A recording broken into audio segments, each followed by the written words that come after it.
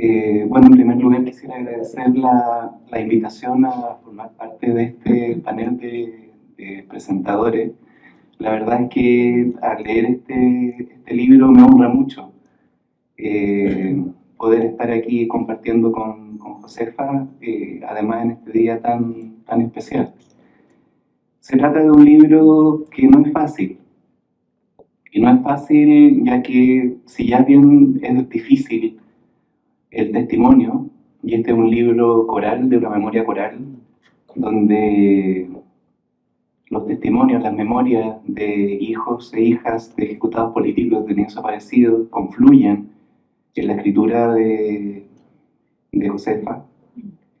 Si ya no es fácil poder compartir el testimonio de lo que ha sido conocido como la experiencia límite, y la prisión política, la tortura, la desaparición forzada de personas lo es, este no es un libro fácil porque se trata de, como ella lo menciona tanto al inicio como al final del texto, de una vuelta de tuerca de la memoria. Y se trata de una vuelta de tuerca que no solamente expone la experiencia en primera persona de estas memorias que no son los grandes personajes que en general han circulado a partir de los libros testimoniales, que normalmente se le llama como la primera generación, la que fue afectada directamente, sino que se trata de hijos e hijas igualmente afectados. Acá hay un ejercicio de articulación que va más allá de la entrega y el registro del testimonio. Y una articulación compleja, lo que implica un trabajo escritural de Josefa, donde de alguna manera, recogiendo estos testimonios, los interviene, los ordena, busca trazos, busca ciertas líneas argumentales, cierto tono, ciertos afectos que se movilizan. Y la lectura, si bien apasionante y fascinante, porque se trata de una escritura que fluye, que invita, que convoca, la lectura no es fácil, porque la memoria que se abre aquí en forma coral es una memoria plural, diversa. Hay una cita con la cual comienza el texto que es de Walter Benjamin, donde dice que para poder reconstruir la historia o un momento pasado no se trata de reproducirlo tal como fue, sino que se trata de capturarlo tal como ocurrió en el momento del peligro. Estas memorias que confluyen aquí bajo la pluma de Josefa son todas atravesadas por ese peligro, por esta catástrofe social y política, que no es solamente el golpe, sino que es sobre todo vidas que fueron golpeadas, pero vidas que siguieron viviendo. Vidas que siguieron viviendo y que han intentado de distintas maneras elaborar ese golpe, cuando se trata de un golpe que es irreparable. Se trata de un golpe a esta existencia que en esos momentos de ruptura biográfica, cuando se enteran de la muerte, cuando se enteran de la desaparición, cuando leen la tortura, cuando indagan en la infancia y empiezan a descubrir, se ven interrumpidas, se ven moduladas por esta violencia extrema. Se trata de una violencia que no es posible de reparar. Acá hay algo irreparable. Esto no tiene reparación posible. Y como no tiene reparación posible, es muy difícil el perdón, si es que eso alguna vez será posible. Es muy difícil la reconciliación, si es que eso alguna vez será posible. Se trata de una memoria que en realidad viene a cuestionar, dado que surge en el momento del peligro, esas categorías desde donde se han construido los relatos más dominantes de esta larga transición. Pero lo hace no solamente indicando, y de hecho ese no es su foco, indicando a los responsables de estos crímenes de lesa humanidad, al terrorismo de Estado, a los responsables civiles y políticos, a quienes ejecutaron, a quienes torturaron, a quienes apresaron, sino que se trata de una memoria que indaga en la propia memoria. Y es por eso que no es un libro fácil. Es un libro de memorias distinto. Hay otra cita de Benjamin que no aparece acá en el texto, pero que conversa con esa anterior, que es cuando él señala que una mirada materialista a la historia, la forma que él entendía el materialismo, que era más cultural, implica pasar el cepillo a contrapelo. Pasar el cepillo a contrapelo, o sea, para que aparezca todo lo que está ahí. Y en estas memorias que uno eventualmente esperaría de hijo e hija, que vengan a indicar fundamentalmente el lugar de los asesinos, de los criminales, eso está. En lo que indaga es en la propia experiencia de esta violencia. Y eso abre ciertas memorias insospechadas. Insospechadas cuando están puestas de forma escrita. Porque la verdad que todos quienes nos vimos afectados por esta violencia, nos podemos perfectamente reconocer en estas distintas voces. Donde la rabia que aquí tiene lugar, donde la rabia que aquí no está modulada, sino que se expresa, donde la gana de venganza, de muerte, de odio, de dolor que no es desde el lugar de la víctima victimizada, sino desde un lugar que Josefa llama la mala víctima. Es decir, la víctima que no se conforma con el lugar de víctima. Y esa rabia no solamente se expresa respecto de quienes cometieron estos crímenes, o el sistema que los produjo, sino que es una rabia que también se expresa respecto de la propia familia, de la propia historia de vida. De por qué me enteré tan temprano o por qué me enteré tan tarde.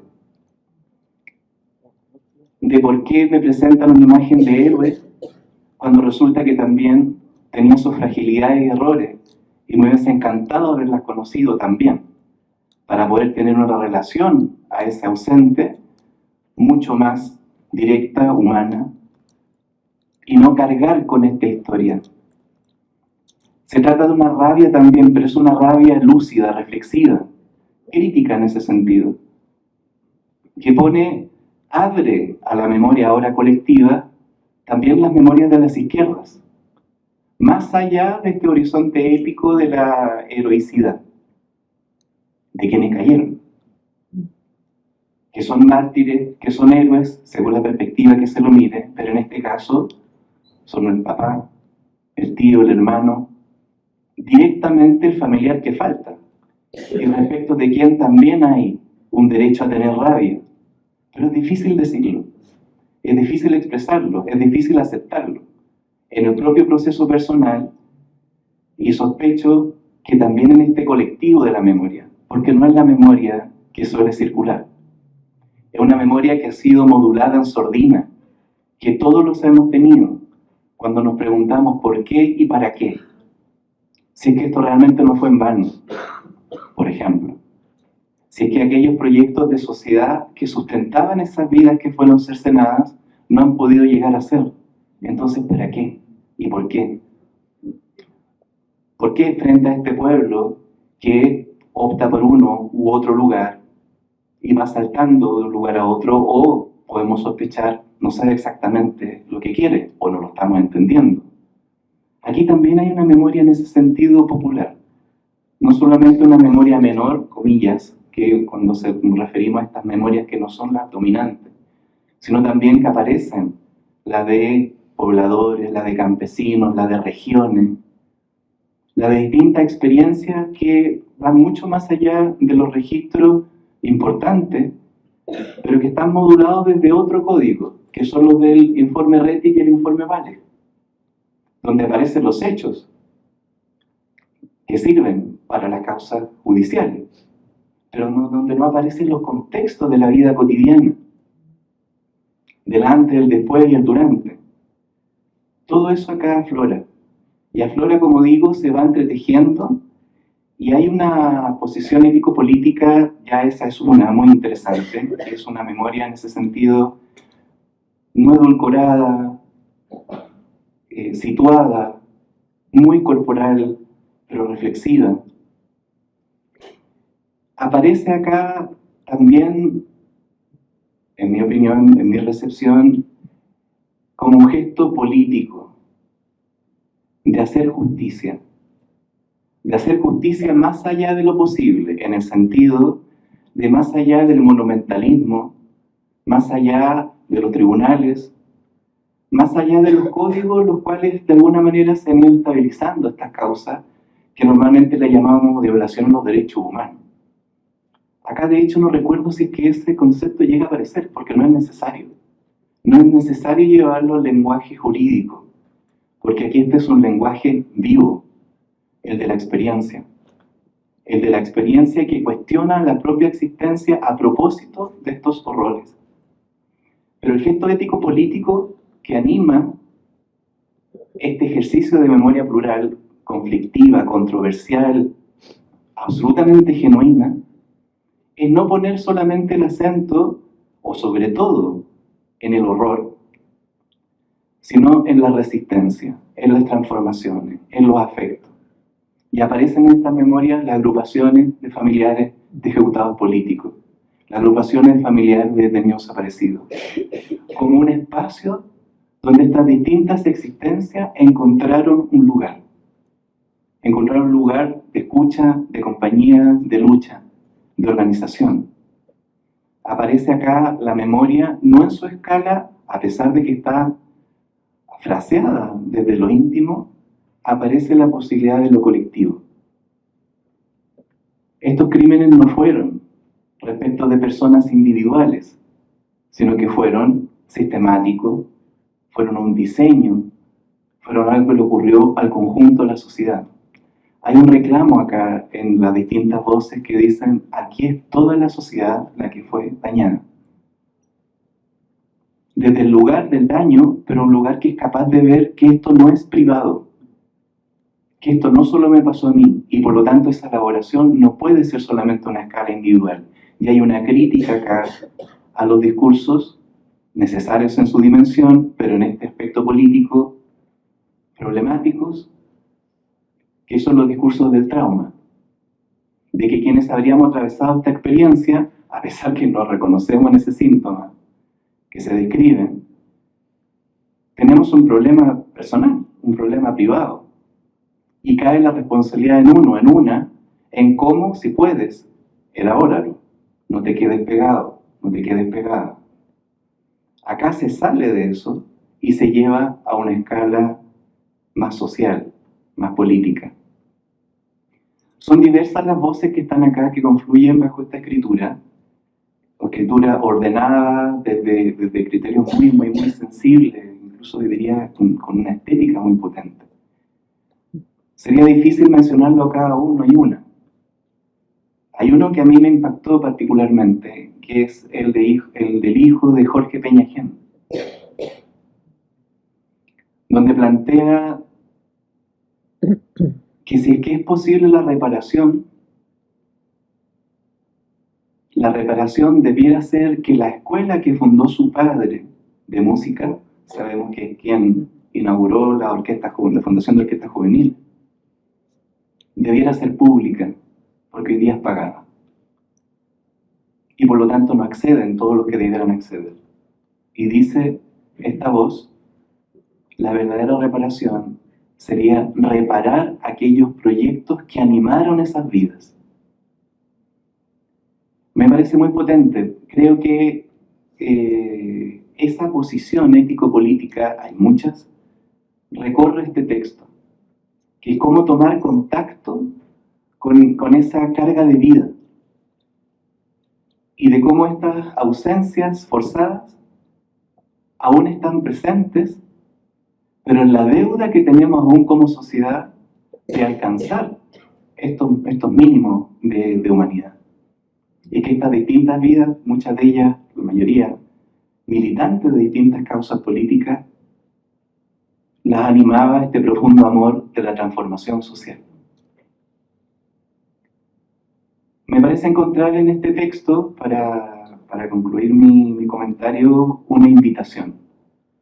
Hay un registro, hay una compilación, pero hay una invitación. Es una invitación de muchísimas voces, al estilo de las voces de Chernobyl.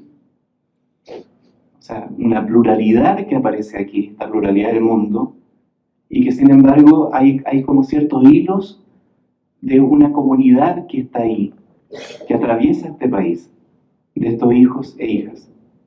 Y es una invitación a perseverar. en las distintas formas, con los distintos procesos, pero a perseverar en la vida. A perseverar en la vida.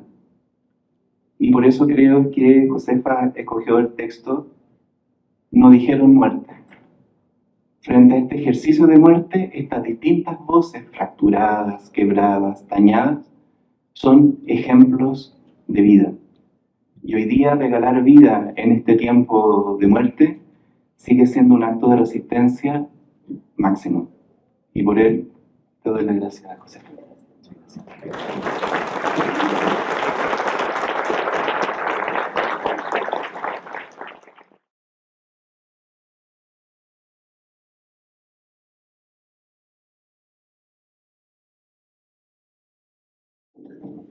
Primero, buenas tardes, Josefa, querida. Muchas gracias por esta invitación. Y Manuel, un placer compartir esta mesa contigo. Voy a leer un pequeño texto. El libro de Josefa Ruiz Tagle, No dijeron muerte, se abre con las siguientes preguntas. Cito: ¿se parecen a mí? ¿Cómo habla la hija de un ejecutado político? ¿Hay algo que nos delate? ¿Nos persiguen los mismos fantasmas? ¿Compartimos un tono emocional? ¿Qué nos separa? ¿Hasta qué punto mi experiencia es única y de qué manera es colectiva, social? Fin de cita. Esas preguntas que se dan vuelta en la cabeza de la autora conforman el trayecto editorial de este libro, que va del silencio en torno a la violencia padecida a la toma de la palabra y luego a la circulación pública del recuerdo. Un trayecto sujeto a la metamorfosis y las inclemencias del tiempo, cuya secuencia biográfica incluye generacionalmente a Josefa Ruiz Tagle, hija de un ejecutado político, aunque el relato personal de la autora sea púdicamente omitido de la cadena de rememoraciones que urde el libro. Es como si el vacío de la falta de recuerdos personales que la desposeen a ella de una memoria viva de la infancia con su padre, ejecutado cuando tenía apenas 8 meses, debiese ser rellenado por las evocaciones de otras y otros que arman relevos y transferencias en esta cadena horizontal de memorias compartidas que alternan semejanzas y disimilitudes. Un primer acercamiento al libro de Josefa nos señala que el tratamiento que la autora eligió darles a los recuerdos de sus entrevistados es el de la constelación narrativa, la de una red descentrada de voces que entrecruzan sus relatos biográficos sin que la unidad del conjunto borre la discontinuidad de los fragmentos. La autora introduce el libro, ubicado por ella a medio camino entre periodismo y literatura, explicitando su mecánica de producción.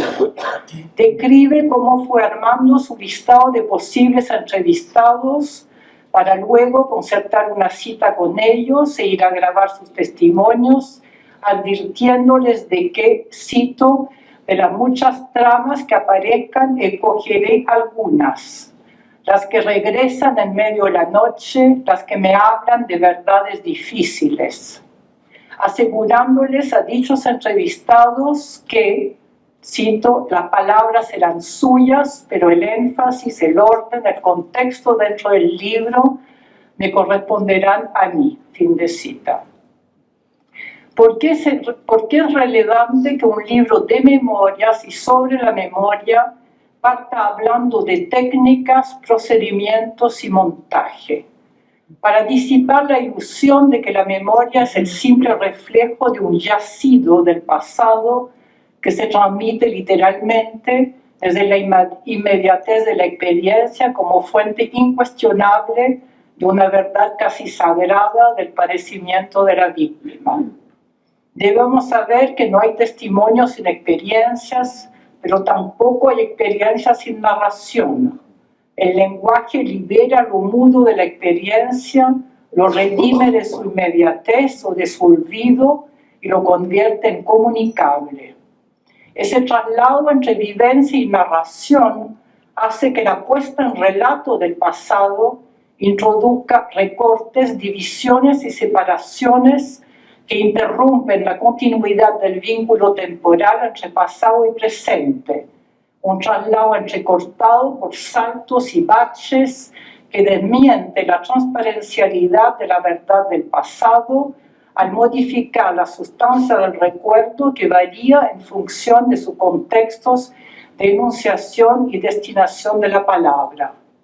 Los fragmentos de la memoria parcial, incompleta, de cada hija e hijo detenido, desaparecido y ejecutado políticos que se reúnen en el libro, convergen así en un campo de discursos intersubjetivos que trazan el puente de lo común, lo comunicable, lo comunitario, entre vivencias individuales y referencias colectivas.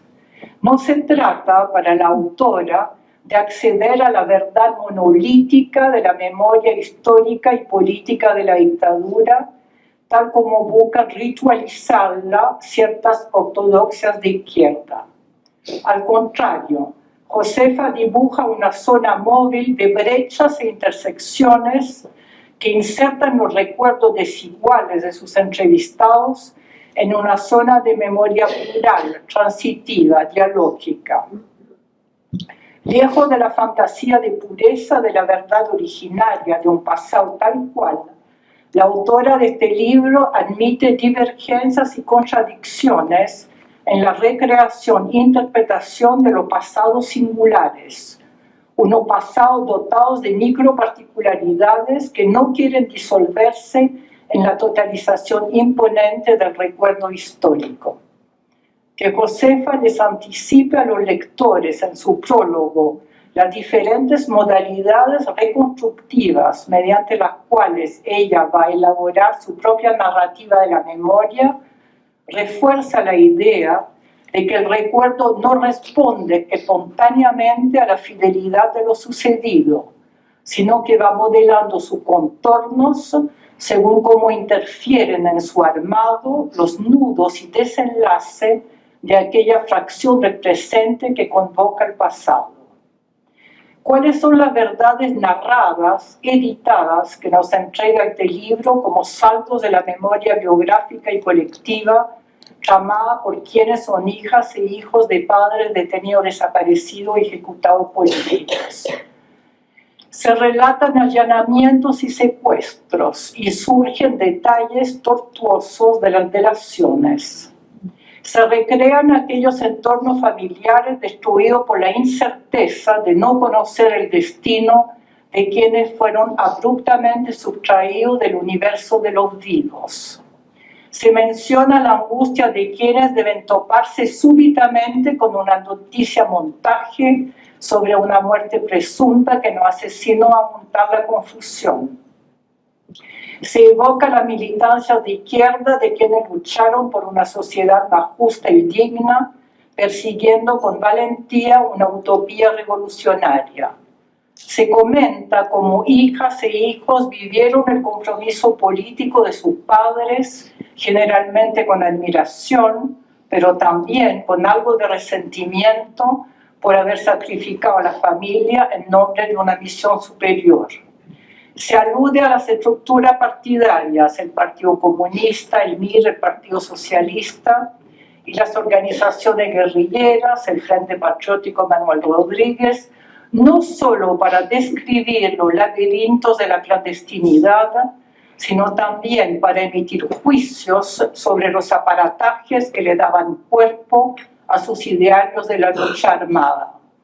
Se reseñan las deambulaciones de las madres, esposas, hermanas e hijas por la comisaría, los regimientos y los centros de detención para averiguar algo y después los interminables trámites para realizar denuncias y perseguir juicios en los tribunales a través de las gestiones solidarias del Comité Pro Paz y luego de la Vicaría de la Solidaridad. Se evalúa qué significó el retorno a la democracia en términos de verdad, justicia y reparación para quienes no encuentran consuelo en ninguna de las medidas ofrecidas porque nada es proporcional a lo irreparable del daño causado. Se confiesan los dilemas éticos de si recibir o no las indemnizaciones del Estado, como si ofrecer un precio de compensación a la vida raptada volviera económicamente transable y por lo mismo corruptible la heroicidad del recuerdo intransigente, etcétera, etcétera. En varios testimonios de infancia de los hijos de detenidos y desaparecidos ejecutados que comparten sus recuerdos, se hace alusión al silencio. El silencio de las familias que buscan proteger a los niños, evitando que se enfrenten a una verdad, la del terror político de la dictadura militar, que no sabrían comprender. El silencio de los niños que, incapaces de procesar emocionalmente el shock de la pérdida de sus padres, sufren un bloqueo psíquico que los hace retraerse, ensimismarse, llegando incluso a tal punto de no poder emitir sonido. Salir del silencio, del enmudecimiento, para hilar nuevamente palabras en una cadena verbal que vuelva transmisible lo que había quedado hasta entonces sumergido en la profundidad de lo incomunicado, no ocurre sin lapsus ni fallas, sin balbuceo. No podría ser de otra manera, ya que el abismo de temporalidad desde el cual emerge el pasado de las víctimas de la dictadura es una zona llena de roturas, agujeros, perforaciones, de huecos cavados por la sospecha, debido a que los responsables de los crímenes no dijeron muerte para delimitar de una buena vez la frontera entre seguir existiendo y haber dejado de existir.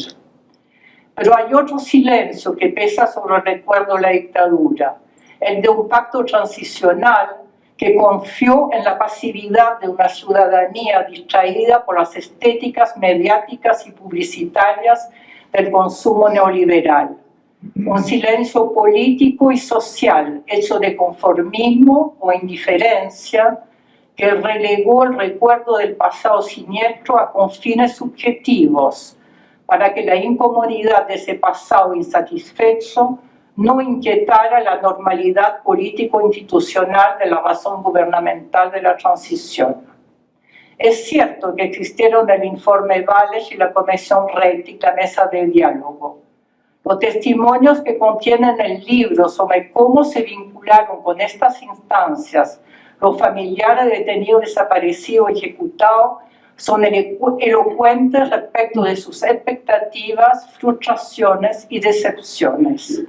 Anota lúcidamente Josefa Ruiz-Tagle el efecto de aquella paradoja según la cual, con los informes Rettig y Valles, las historias pendientes de las víctimas de la dictadura tuvieron un final anticipado.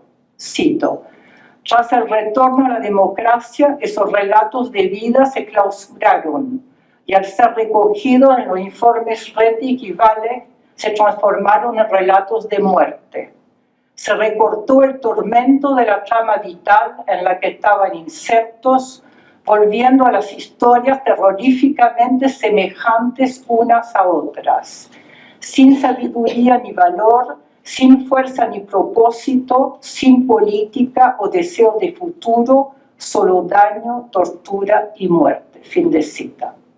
Es decir, que la consignación de datos por vía burocrática que objetivó la información destinada al reconocimiento oficial de los casos de violaciones de derechos humanos, tuvo como reverso una desubjetivación del recuerdo, al sustituir el volumen y la textura experiencial de cada voz testimonial por la sequedad de una cifra suficientemente neutral como para ser tramitada administrativamente.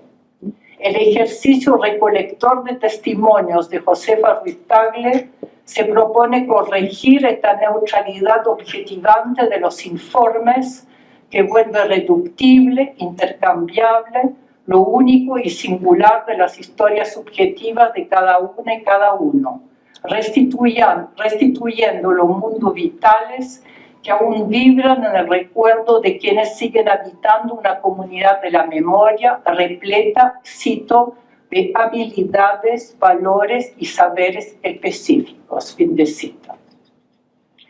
Si Josefa siempre supo de la importancia ética de este rescate de memorias valorables, ¿por qué se demoró tanto en publicar un libro cuyo material estaban ya listos desde hace varios años atrás?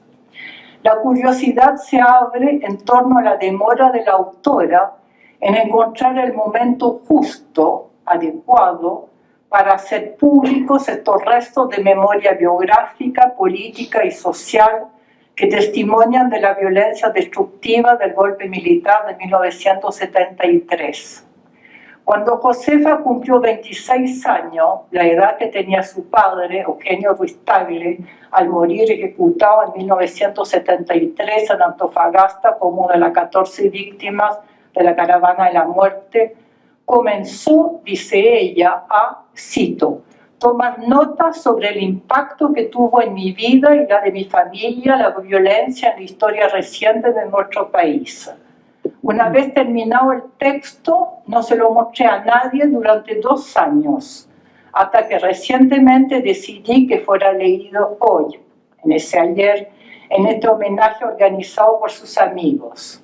Desde ese verano de 1999, las cosas han cambiado un poco. La detención de Pinochet en Londres gatilló una avalancha de querellas en los tribunales chilenos y la adopción de una fórmula en los medios de comunicación para tratar el tema de los derechos humanos.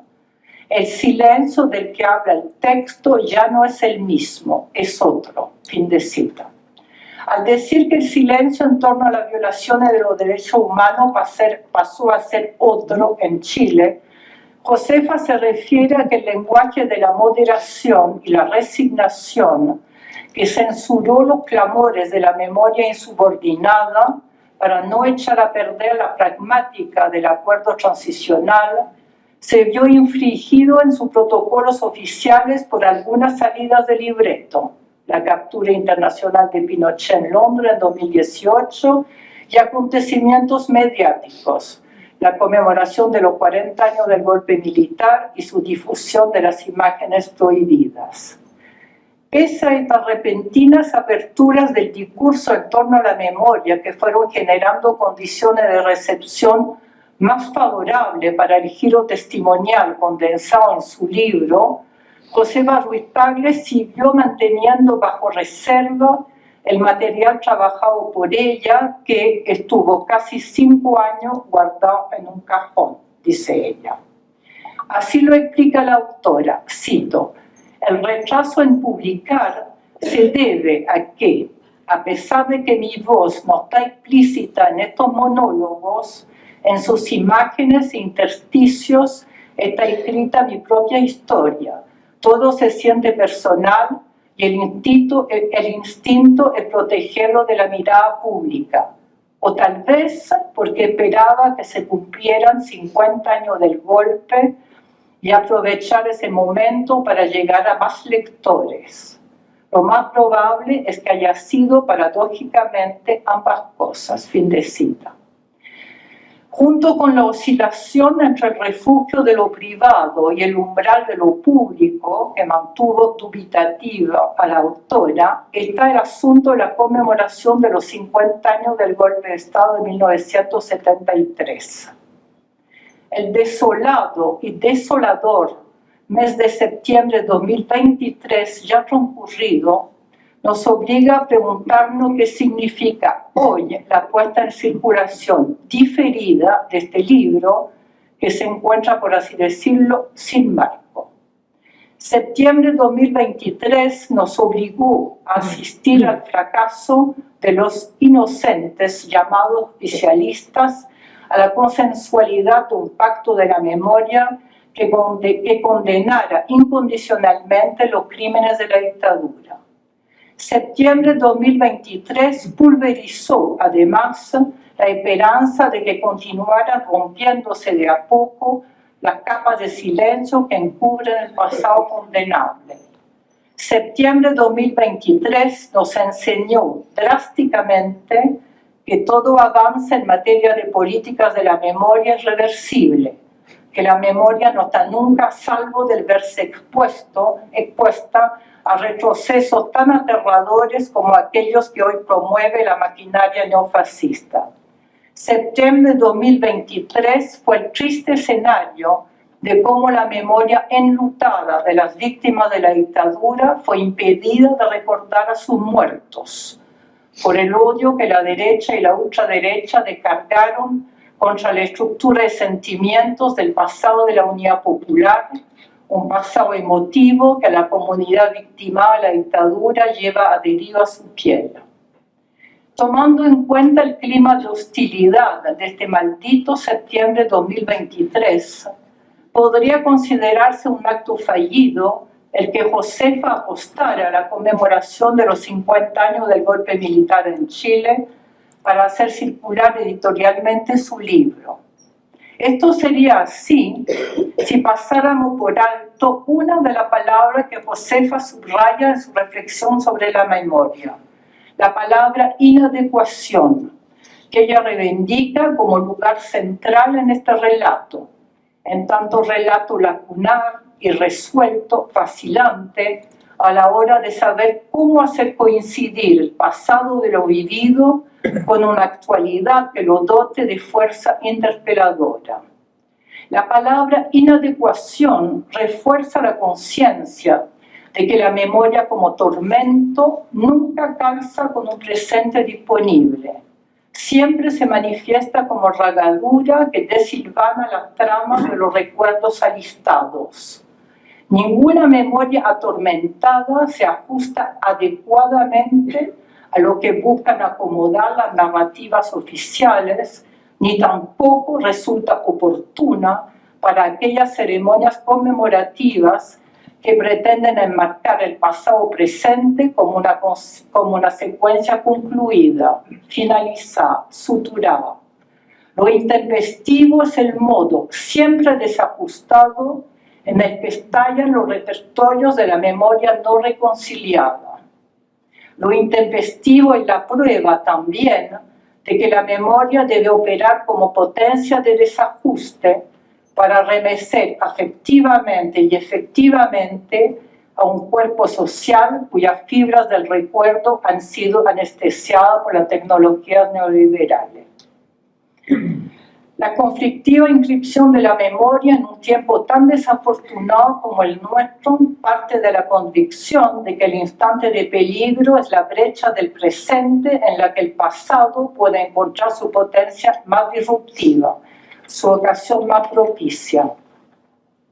Quizás sea porque nuestro septiembre 2023 fue tan brutal en sus rencores y aversiones, tan constreñido en sus retóricas, que resulta preciso el gesto de Josefa de darle vida ahora a estos fragmentos de biografía de detenidos, desaparecidos y ejecutados, que sin esta edición seguirían a la deriva.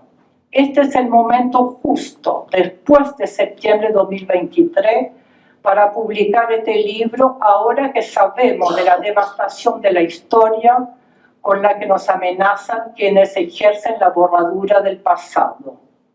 En el título del libro de Josefa Ruiz-Tagle, el no dijeron muerte tenía la connotación perversa de cómo la dictadura quiso brutalizar aún más a los familiares de sus víctimas, ocultándole la certificación de un final a partir del cual elaborar el duelo. Hoy, después de este miserable septiembre de 2023, nos corresponde invertir el significado de esta cita impiadosa para proteger con máximo cuidado la fragilidad de las huellas contenidas en su reverso. Depende que nunca digamos muerte a lo que sigue viviendo como promesa de futuro en estos rescates biográficos para que la herencia del pasado truncado se vuelva por venir. Gracias.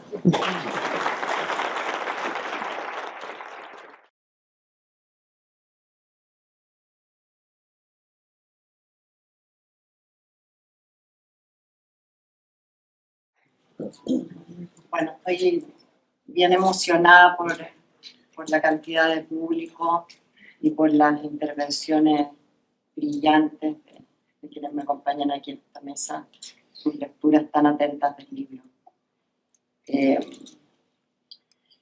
Bueno, es bien emocionante cuando un libro sale al mundo en busca de lectores, y mi deseo, sobre todo hoy día, es que ustedes sean los primeros lectores, que lo lean, que lo compartan, que lo lean en voz alta. Siempre me imaginé por algún motivo que estas historias iban a ser leídas en voz alta. Que lo conversen, que lo comenten, que lo regalen y que después me cuenten, idealmente.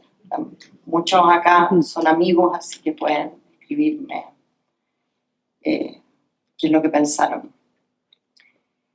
La madrugada del 19 de octubre de 1973, Eugenio Ruiz Tagle fue asesinado por agentes del Estado de Chile. Hoy se cumplen 50 años desde ese día. Anoche me junté con amigos de Eugenio, quienes estuvieron recordando historias. Quisiera decir estuvimos, pero yo no tengo recuerdos. Se dijo que las personas que mueren, que las personas mueren solamente cuando se deja de hablar de ellas. Este libro es, entre otras cosas, una forma de hacer que nuestros padres y madres asesinados permanezcan. Y estoy segura de que en nuestros recuerdos hoy están aquí más presentes que nunca. Este libro es para Eugenio, para quienes murieron en Antofagasta y Calama hace 50 años, para todos los muertos de la dictadura en Chile, y no solo para ellos, para todas las víctimas de estados asesinos. Estoy pensando, por supuesto, sobre todo en el genocidio que se está llevando a cabo en este momento en Palestina, donde en unos pocos días han sido masacradas más de 3.000 personas, entre ellas más de 1.000 niños. Tal como se constata en este libro, esas heridas no sanan. Bueno, ahora, después de este pequeño lamento, me toca agradecer. Este libro fue escrito y publicado gracias al esfuerzo de mucha gente. Los más importantes, por supuesto, son los 33 hijos e hijas de detenidos desaparecidos y ejecutados políticos que accedieron a conversar conmigo durante horas, aún sabiendo que serían conversaciones difíciles. Tal como confieso en algún lugar del prólogo, me enamoraron. Debo agradecer también a quienes leyeron el manuscrito y me hicieron sugerencias para mejorar el texto, muy particularmente a la editorial Saposcat, encarnada en Marcela Fuentealba. Ella, desde el primer momento, se comprometió con el libro y con habilidad e inteligencia lo mejoró de distintas formas. Morgana Rodríguez estuvo desde el principio, desde que este libro no era más que una idea, acompañándome y animándome a perseverar. Morgana, además, y mi querida amiga Magdalena Sota me ayudaron a conseguir fondos cuando fue necesario. Debo decir que hicieron un gran trabajo. Varios contribuyeron con recursos a que este libro fuese publicado. No los nombraré uno por uno, pero quiero que sepan que estoy llena de gratitud y admiración. Por último, quiero reconocer a quienes me inspiraron, partiendo por la antropóloga Adriana Goñi, que no sé si vino, a los escritores y periodistas que abrieron el camino para que textos como este, que burlan las fronteras tantas veces arbitrarias entre el periodismo y la literatura, fueran reconocidos en su valor. Me inspiró el trabajo comprometido de escritura, de cine, sobre todo de cine documental, de artes visuales, de performance y de teatro, de hijos e hijas de víctimas de las dictaduras de América del Sur. Finalmente, lo más importante, me inspiraron mis propios hijos, Lucas y Alicia, el deseo de transmitirles a ellos y a su gente una memoria de Chile en peligro de desaparecer. Eso, el resto, espero que lo lean en el libro. Muchas gracias.